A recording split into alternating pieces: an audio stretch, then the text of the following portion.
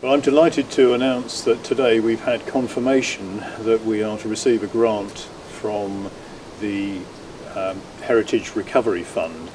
We applied to the fund some weeks ago for money to help sustain our business into next year. We bid for £600,000, a huge amount of money, and I'm delighted to say that we've had confirmation today that we are to receive all £600,000 of that bid.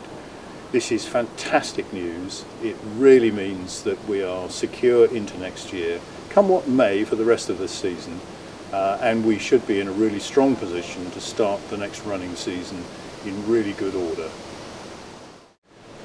In putting the bid together, a huge amount of work was involved, and I would like to pay tribute to all of those who've been involved. It is a fantastic outcome and fully justifies all of the hard work that went into it. So thank you very much to everybody who was involved in that. And thank you also to all of the volunteers who've come back to us in droves to make the trains run again through the summer and the autumn. And we look forward to the steam illuminations starting in November, which I think is going to be another huge attraction.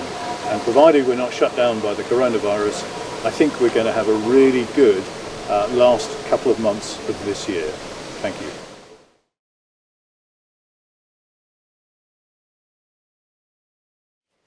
So a lot of money.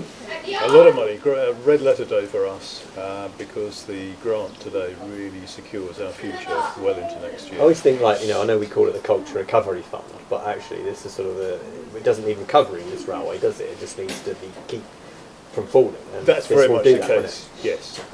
And this funding is going to allow us to make sure that we keep all of our paid staff through into next year. So that's really welcome news. Yeah. And it will put us on a good footing next year to reopen.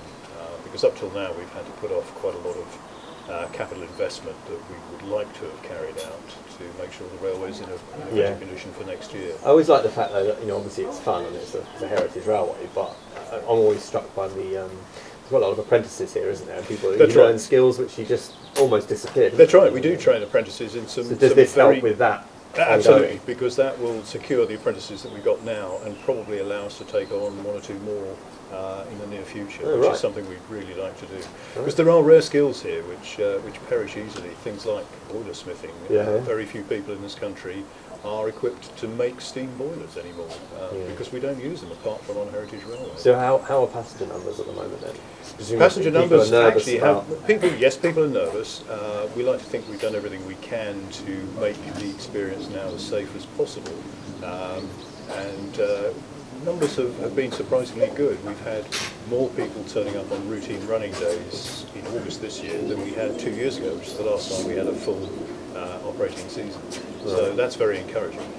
The downside is we've not been able to undertake events like Thomas the Tank Engine, which usually is. So what does Christmas hold for you this year? Is that well, we've looked very carefully. It's quite big for you, isn't it? It is. Normally we would, of course, do Santa Specials. Well, we can't do that this year. We've looked at, because we normally have Santa on the train going up and down, and that's a no-no.